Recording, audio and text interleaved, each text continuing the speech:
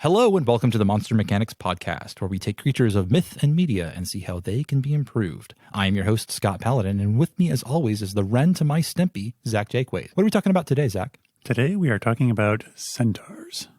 Centaurs. So centaurs are a creature of myth. Mm-hmm.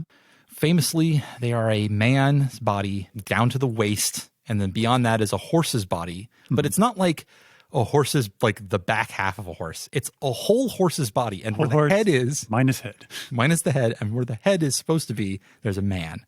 Now, it's pretty widely accepted that this is a society where that has never seen a man riding a horse. Mm-hmm. Describing to another person in their society about a man riding a horse, and they get this out of that somehow.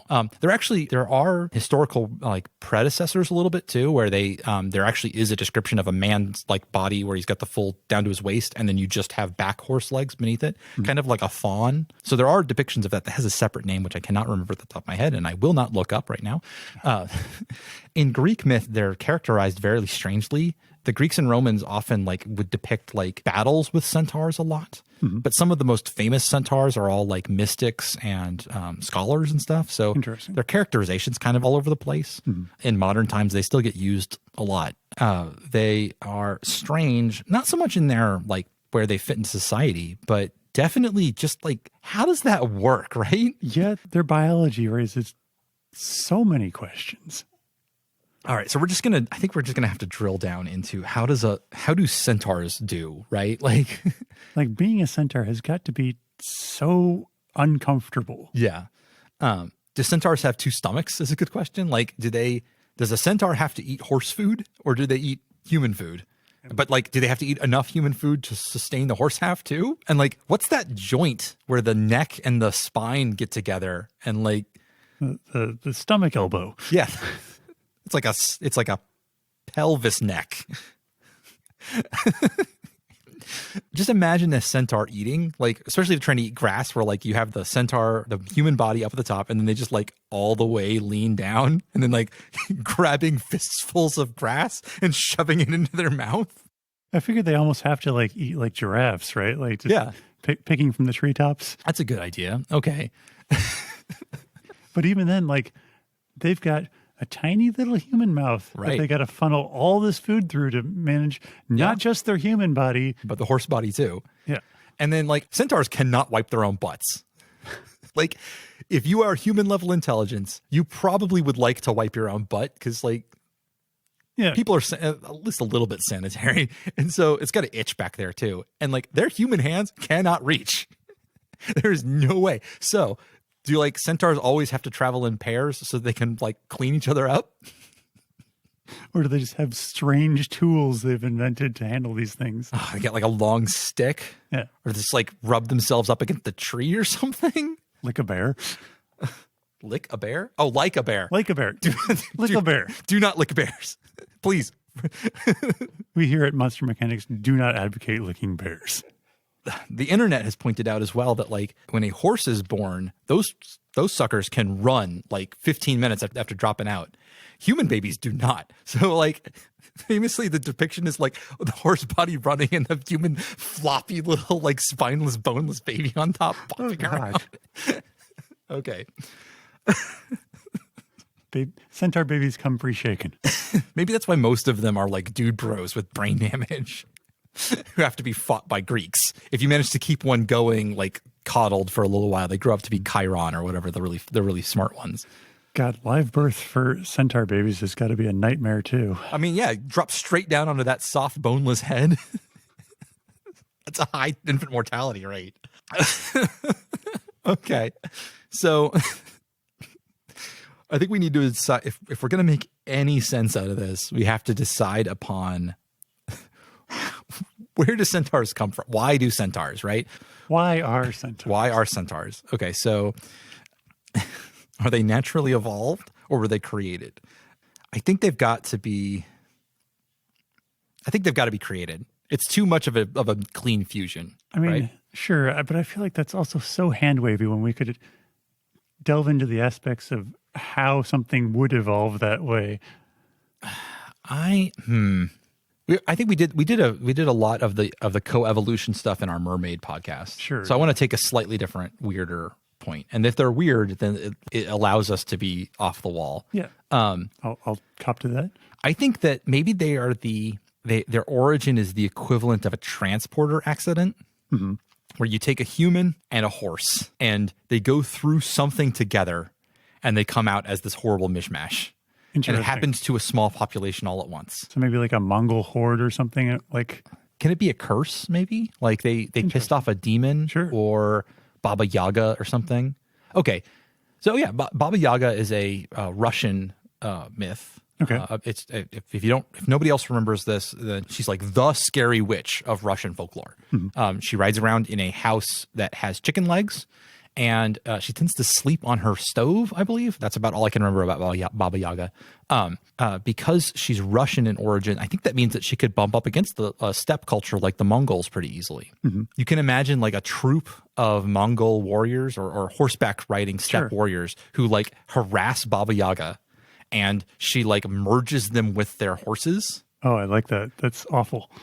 Okay, so we're not going to go into the like details of exactly how the merging happens. You see essentially like them all surrounding her house, and she gets pissed off. You just like hard cut to them riding away, and you've got like the fully formed centaurs, the guys with the horse bodies down from their waists, and then trailing behind them is man legs up to the waist, a little butt, and then just a horse head on top running away as well. That's nightmarish, and I love it. The anti-centaurs. Yeah. The other halves, who I'm gonna say those don't make it. They die out. I think by definition they'd have to. Yeah, they don't go far. So now we have a small band of centaurs who just a couple hundred guys. Not guys and gals, because we need breeding pairs. So it literally is magic has like cut the top of a horse off and splopped a human down, and they just managed to make it work. Yeah, so they just regular old human mandible and teeth, and they've got a full human digestive system down to essentially the large intestine, and then I guess human centipede style that large intestine is basically just stapled to the start of a horse digestive system. I guess they just digest everything twice. I guess. Maybe Baba Yaga has a slightly more. Okay. So in this world, we're going to talk. This is a fantasy world where things like this happen all the time. So like the first couple of generations, I think are just like they're like messes inside. But maybe there's a law of continuity where like a law of authorial revision or something where like as a creature, a magically created creature like breeds a few times, as it goes through, it like starts to make more sense over time. And so we get something a little bit more refined over time. I think we have to start with not the intestinal tract yet, because we can figure that one out. It's just basically a big long tube full of acid in various forms with various absorptions. So we'll figure that out. I think actually the big question is lungs and heart. Yeah. Because you have to have a horse-sized set of lungs and hearts. So do we keep all 4 lungs and 2 hearts? I feel like you would almost have to. Okay. They've got almost 2 full circulatory systems, I think, where you've got a big old horse set of lungs and heart in their horse chest and a smaller one. I'm going to say, though, that they need both.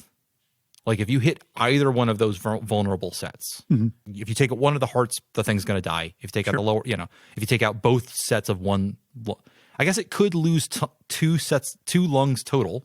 If you get 1 human lung and 1 horse lung, people can kind of limp along on just 1 lung, and you just need that much air and to get processed. Oh man, that's a really long esophagus though, to go all the way down from the human mouth all the way down to those lungs in the back. Yeah, maybe that as they've sort of adjusted to their form over the next couple of generations, maybe that throat has gotten bigger. Like you might see them and they might have kind of a large neck because they're both their esophagus and their throat, their airway would have expanded just to allow them to get more air in and out quickly. And so you have like that thing goes down and it bifurcates off for the human lungs, and it goes further down to get to the horse lungs, I guess. And having a more muscular neck to support that head that's just constant. Yeah. Like it's always it's like you're riding a horse 24/7, right? Exactly. Yeah. In fact, you'd probably also see some additional muscle kind of going up to the lower back to support that upright stance. Because a centaur it's got a lot more weight up top than a horse head normally does. Yeah. And it also goes up higher, so there's more leverage. And it's less streamlined. Yeah. Yeah, for sure. Okay, so yeah, they'd actually be, I think they also might just kind of or as they sort of settle into this shape. They're magical in origin, but they're still sort of whatever works, like rapid evolution, right? That's kind of the way we're gonna go with it. I think they might actually have like a squatter, more bulky form around their chest, like real barrel chested, because they've got to get a lot through that torso down to down to their horse parts. Okay. Yeah. Okay. In fact, do we want to keep them bald up top, or do you want to have like the horse hair start to grow in over their human parts? And they're normally traditionally shown as they like wax their chests even normally. Yeah. Oh no. Okay. So maybe they're not fully covered with horsehair, but they're getting there. Like they're like the modern version of the centaur has got like a big patch of hair over his chest and he's got big hairy arms, but they are just fussy enough that like depending on the culture, they might completely shave and wax the human bits as a way of sort of showing off that they're still men, you know, as a reaction to being thought of as beasts, maybe. So they might wax. Yeah, I think that roughly makes some sense. Do you think so horses, they do lay down to sleep. You have to like construct special furniture to assuming they if they lay down, like you can't really roll over as a centaur. No. That's a death sentence. Yeah. You don't want to crush yourself. I think horses do pretty well just laying down on some like hay.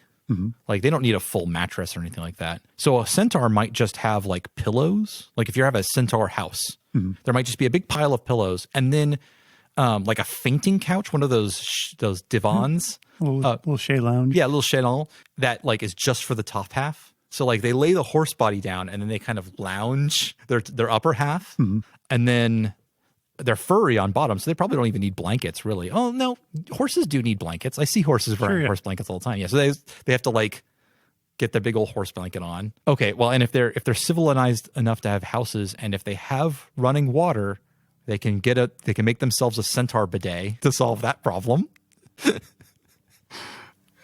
You also got to wonder, like, how does a society that, if they want any kind of like clothing or whatnot put on their lower horse half, they basically have to get someone else to do that. Yeah, I mean, it might make they would either react to being like very blasé about the horse half, be like, yeah, it's just my horse half. Like, yeah, you're gonna see my big horse dong. That's just how it goes.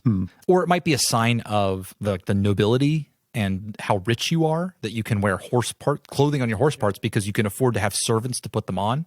Much like in our culture, especially in Europe and stuff, the way like the construction of dresses and things, there were some like having the lacing in the front used to be a sign that you were poor because you could do your laces up yourself. And if the lacing to tighten it up was in the back, that means that you had a servant to do it. Interesting, yeah. So it might be the same sort of dichotomy in centaur culture, where the poor people all just wear like they have a jacket and then a naked horse half, or just something very simple like a blanket.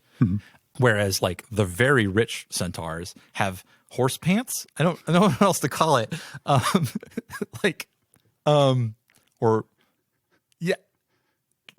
Okay. I'm sorry, horse pants just kind of broke me there. Okay, so I don't. Okay, so I'm imagining they have to like we have two, like you have an upper and a lower garment usually on a human, and I kind of imagine them as having three. They've got the jacket, like shirt, and then you've got pants, air quotes, which are just the back horse legs that goes like up and over the butt and then like cinches at the waist, and then they have some like almost like a jacket that goes over the middle horse legs. It has to be like zipped or laced up or buckled or something in the middle. I'm picturing more like almost like a bolero jacket for your for your horse bits. Yeah. Okay. Yeah, sure. Well, now that my train of thought is completely derailed by trying to imagine horse pants. Or it's just a pair of pants with 4 leg holes and yeah, but you got just one belt all the way from like the lower hemisphere of the horse. Yeah. I will, of course, in the podcast notes, link the would a dog wear pants like this or like this image, which is what we're kind of talking around right now. Yeah. Okay. So,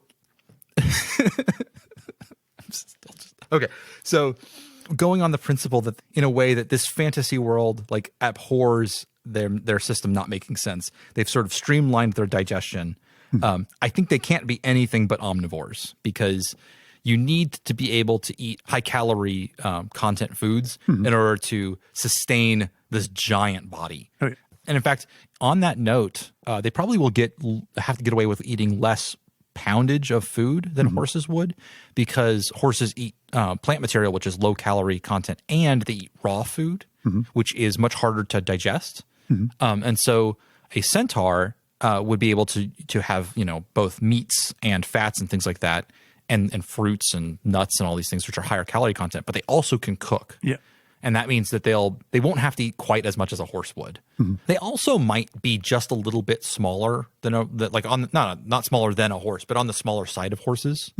Unless we want to go full out and say that there's like Shetland centaurs and like Clydesdale centaurs. I mean, I like the idea that there's that kind of differentiation between them. Okay, let's just go with it. That's great. Okay, so yeah, I think we're definitely going to have to go for the multiple varieties of centaurs, because I think much like we're talking about a world, if it's a fantasy world that sort of abhors things not making sense, it's also one that abhors anything ever being not a bunch of different subraces. Oh, yeah. Because we're going to have a bunch of different kinds of goblins and a bunch of, like, a billion different kinds of elves. We're, of course, going to have at least 5 or 6 different kinds of centaur. Absolutely. So having what would that do to your society if you're all made up of horses? You're all kind of, lots of, you could model them after, the steppe cultures, which we were sort of talking about initially, especially if the initial population of them was from a steppe culture. They'd be nomadic, maybe herdsmen. That could be cool. What if, that's a weird idea, but I like it. What if you have, this is going to not be the same kind of centaur we've been talking about, but what about centaurs, which are essentially always like a man on top, and then whatever herding animal they are associated with, that's what's on bottom. So you could have like in the Lapland areas in the north, people herd reindeer. And so you would have smaller centaurs, which are reindeer on bottom and have antlers, because they're strongly associated with their herds.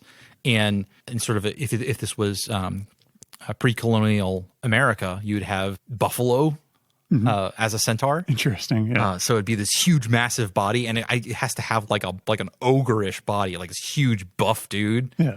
Oh, that'd be really cool. And like another one for horses, another one for cattle.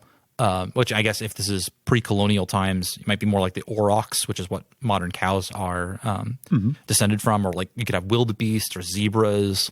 There's a whole separate conversation. We're gonna have to put a pin in that, because we're gonna come back to what different kind of centaurs could you have with other animals. Let's get back to our Baba Yaga centaurs. Sure. Well, one thing I think that's kind of influenced society is just their sheer amount of carrying capacity as compared to a normal human. Oh, yeah, for sure. Like, they can bring just about anything important with them at all times. Yeah, provided that they can like easily get it onto themselves. And again, they might be sort of tightly knit as a society. Like, you're going to have a couple of centaurs who are kind of always seen with each other, because they're trusted to load each other up with items and to wipe each other's butts and get each other maybe dressed and things like that. So like you have this, because they can't handle themselves entirely, they need assistance. You might have just like a tight little family group, maybe 3 or 4 centaurs, or maybe even just a bonded pair who feel very uncomfortable and anxious when they don't have each other around, because they feel like I can't handle everything. Yeah, they're missing a physical part of their existence of like, when I can't wipe my ass, I can't get my clothes off. Yeah, that's cool. In fact, they might even have a special word. Like we have the word spouse, which is for our romantic partner, but they might have a special word for like that level of intimacy of someone that you trust to wipe your butt and get you dressed and load you up and like to handle all of your horse parts. It's a different relationship than a romantic relationship, but it is like maybe a high level of trust. Yes, very, very high level of trust, and it's like a special thing for them. And you can imagine a sufficiently metropolitan centaur, one who's out and about in the world, maybe having that bond with another, like an elf or a human or something. And you get to see that kind of cultural not clash, but like interaction as they develop this, and they have all these expectations for this other person who doesn't have the same sort of needs in return. Sure. And so that could be a very interesting sort of storyline to sort of watch that sort of bond together. That could be very cool.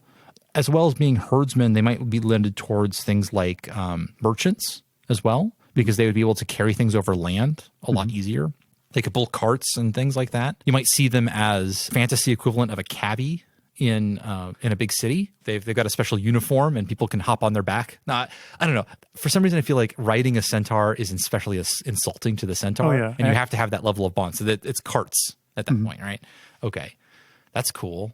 Yeah, I could kind of see them being transport specialists. And then also sort of go off of that and have the fully armored centaur going to war, who's not just got the man armor on top, but like full barding on the horse parts as well, carrying a lance. I often see them in fantasy shown as sort of the mounted archer. So you see the horse with a bow a lot. But if you're going just a little bit ahead of that in the sort of timeline of development, you'll see probably the most dangerous single person on a battlefield through a large section of late medieval ages is a fully armored knight on horseback. And if you've got the extra integration of it being the same person, they will be able to not just hit people with their lance and knock out hard targets that way, but just trampling people. Like horse hooves are dangerous. Oh, yeah.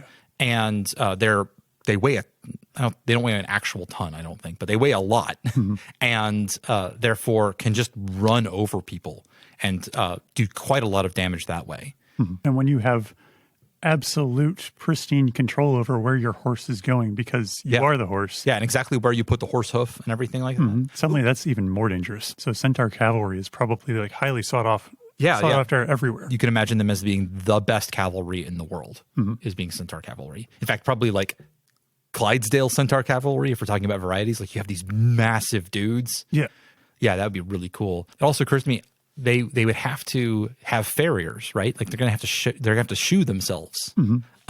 We have kind of utilitarian ideas about horseshoes. You know, like horseshoes do a job for us, but I kind of imagine them as almost jewelry like. Or at least embellishment, even like if you're a working centaur who has to be out there and using your hard-wearing iron shoes all the time, you still want to have some embellishment. And so like you could see them kind of wrapping up over the edge with like engravings or jewelry or spikes if you're a warrior or something like that. So you have this extra bit on you. That could be really cool. And I think a centaur could shoe another centaur. I don't think they would have to outsource that. Yeah, that seems like something they could definitely do. Yeah, but it might be that like the best, you could always have like the best farrier in the world be like get called out to the centaurs because you can make so much more money there, you know? Yeah, okay.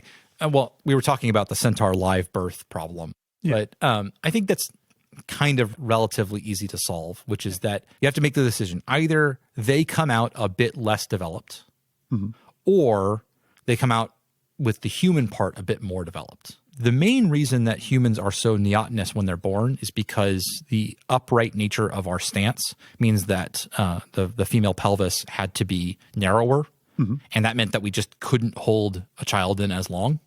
And then also because we put so much developmental energy into our brains, our heads got larger, and that just the two crossed lines of the graph on that one just crossed at a certain point, and that's how these things go. But a horse pelvis is quite a lot larger and doesn't have the same sort of constructional problems. So it is entirely valid to say that a newborn centaur might be more like a 2-year-old child in development.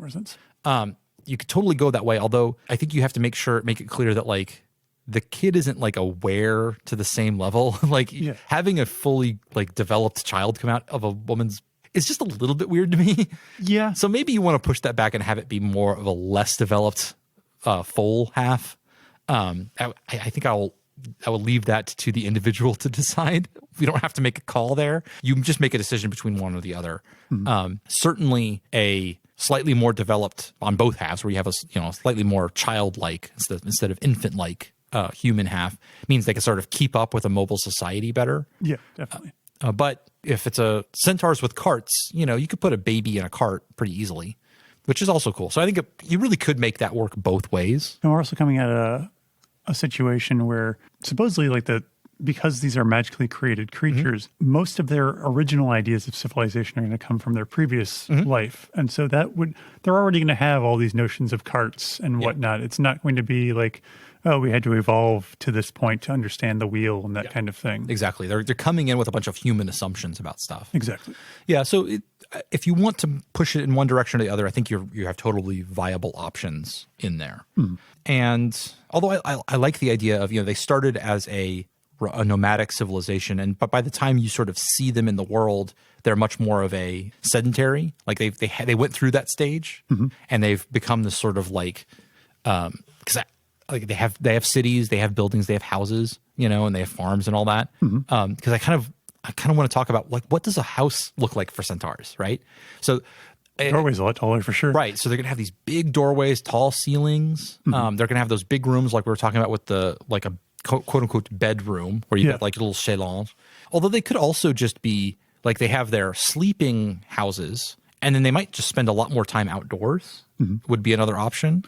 Yeah, I'm picturing them almost more like, and maybe this is just because of how we commonly associate like horses with circuses and whatnot. It's just like everything being pavilions and tents and whatnot. Yeah. In fact, you could have like this sort of open air Greek style architecture where like a house is a house, but it also has like an open ceiling courtyard area where they go in and out a lot, and they might be able to, you could have awnings that move things around, and they could be kind of flowy in that way. And like using like more traditional construction materials like stone and whatnot is probably uncomfortable for the horses to walk on, for the horse parts to be on. Well, it depends on if you do horseshoeing the way we shoe horses, where you're nailing it into the hoof, which is essentially like our equivalent of a fingernail. It's dead. It wouldn't feel it. They might be quite comfortable on quite hard surfaces. True. Pretty much why you do that is to keep them from wearing their hooves down too much when they're walking on like roads and concrete and stuff like that.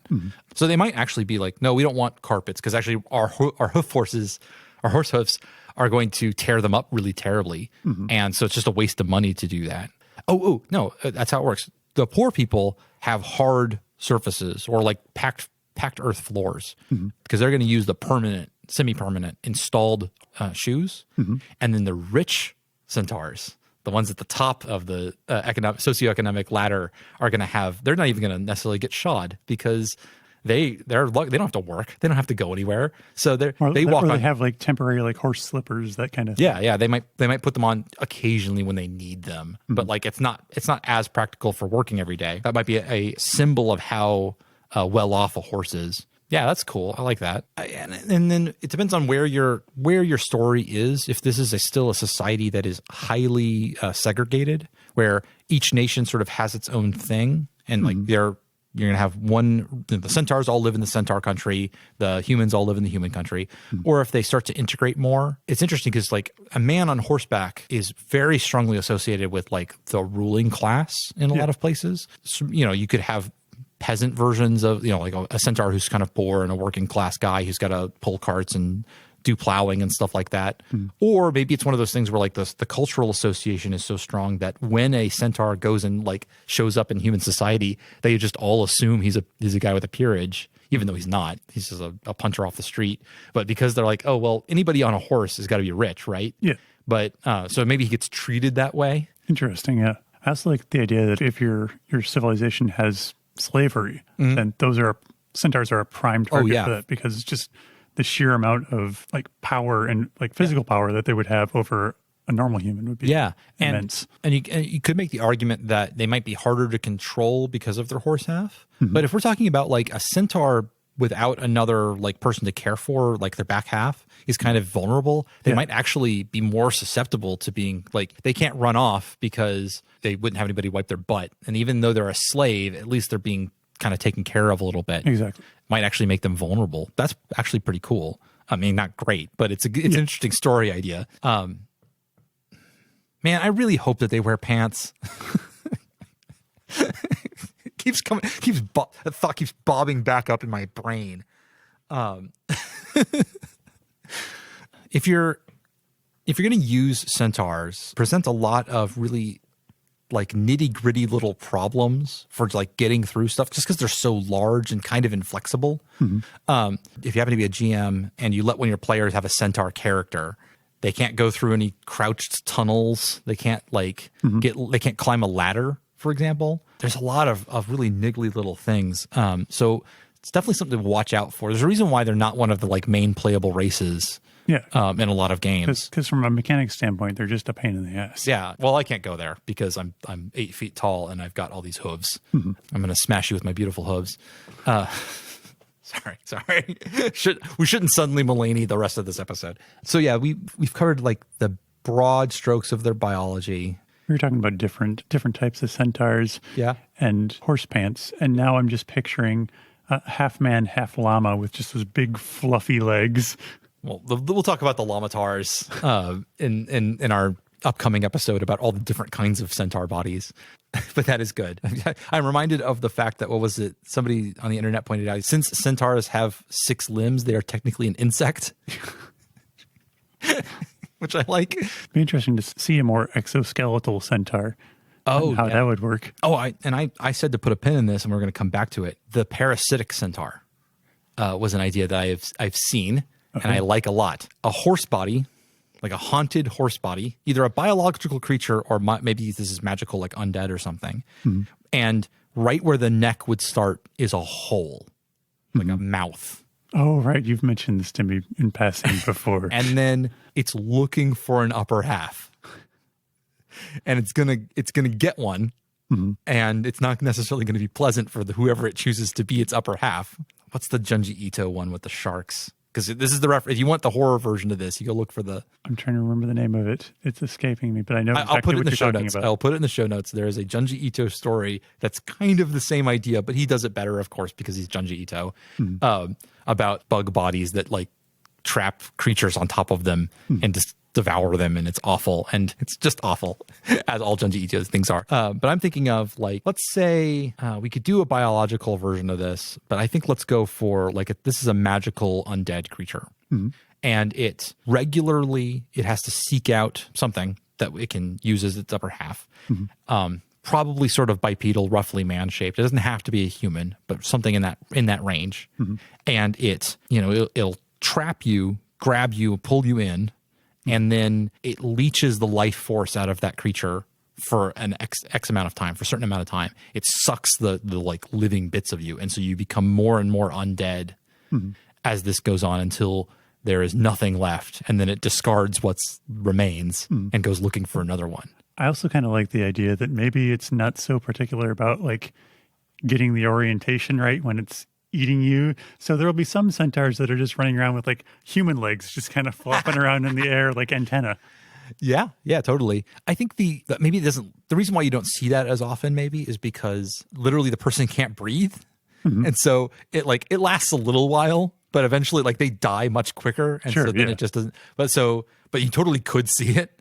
And then also like it could, if it can't get a hold of a human, which is like its prime, or not human, but like hominid, which is its prime prey, it might get something like a dog or a wolf or a bear or something like that, and have that up top. Oh, that's a nightmare. Yeah, I mean, no good. Okay, I'm now going to have to reference a hentai manga in our show notes, but I don't know if this is a path I can follow you down. You don't have to go check it out. It's fine. I will put a warning.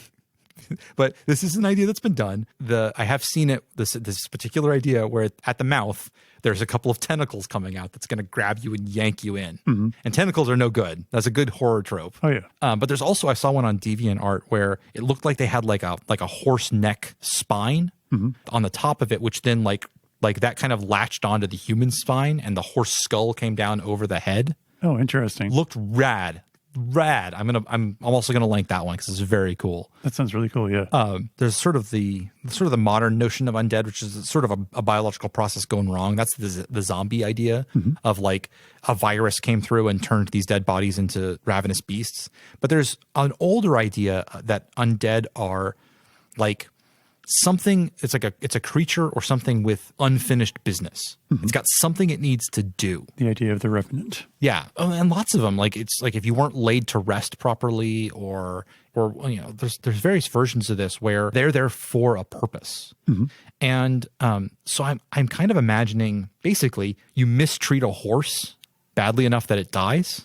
It has a chance of coming back as one of these things.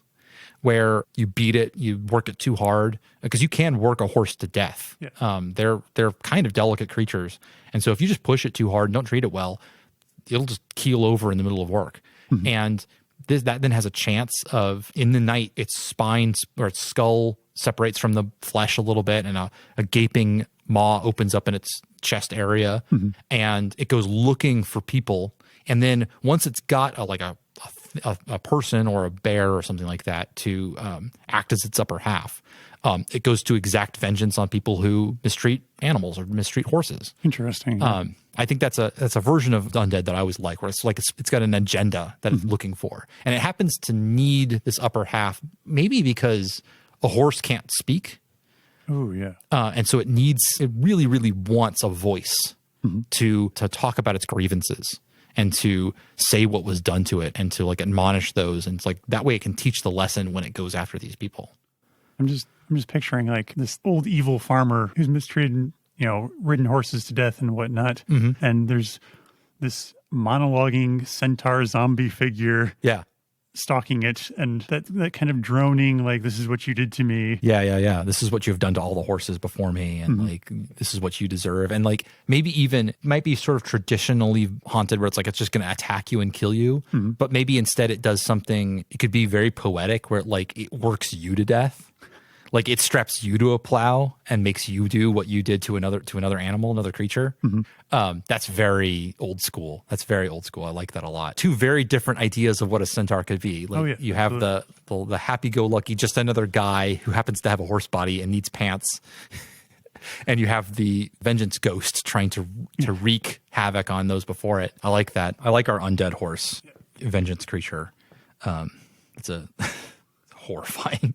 Oh, actually, okay, so one version of that, like a kind of a sub version of it, I want to marry it to the idea of the Marilu. The Marilu, if you're unfamiliar, is a Christmas tradition from Wales. Okay, there's a whole genre of people making these sort of like, they're called like hobble creatures, where they'll take a pole and they'll put like a head on the end of it, and then they like might decorate it and stuff, and they go around singing with it. And so in Wales, they have one that's called the Marilu, and they put a horse skull on the end of a stick, and then they decorate it with like, they give it eyeballs, and sometimes they give it lashes, which I really love, and they give it this long white flowy fabric behind it, and then they'll go from house to house at Christmas time singing. They'll knock on your door and sing in the voice of the horse. The legend is actually that it's about, sometimes it's vaguely connected to the Bethlehem birth of Jesus myth. Okay. But sometimes it's separate, where it's just about a horse who was heavy with foal and needed a place to give birth to it, and nobody would let her in. And so she died in the wilderness with her baby. And now she goes from house to house hunting everyone, which I think that could be like a subgenre of the centaur, the undead centaur that we've thought up, where much like a mistreated, overworked horse might become one that then is trying to extract vengeance on people. You have a version of it instead where a pregnant mare dies and looks for people, and then like goes from house to house, knocking on their doors and demanding entrance, because again, what she's mostly looking for is a voice to voice her grievance. But she can't let her in because she's a horrible undead creature with like a rotting corpse animated at her front half. That could be really cool. And then also monsters that sing, I think, are awful. Yeah, I want that. Put that in my story. Let's do that. And she could still be all like pregnant and stuff, and like, yeah. Okay. Well. Do you have anything more on centaurs? Or are we keeping in mind that we're going to have to circle back around for our various other kinds of centaurs? Oh yeah, we got loads there to look into. At the moment, I can't think of anything off the top of my head. All right. Well, I think we've got plenty of content on that one, so we'll end it here. All right. Bye. Thank you for joining us for this episode of Monster Mechanics. You can find links and show notes at our website, monsterpod.org, or if you'd like to support us, head on over to patreon.com/monsterpod. We can be found on Twitter at MonsterMPod, or you can email us at monstermechanicspodcast@gmail.com. We'd love to hear your feedback. Monster Mechanics is produced and edited by Scott Paladin. This episode was hosted by Scott Paladin and Zach Jaquays. All of the ideas produced during this podcast are released under a do what the f*** you want public license.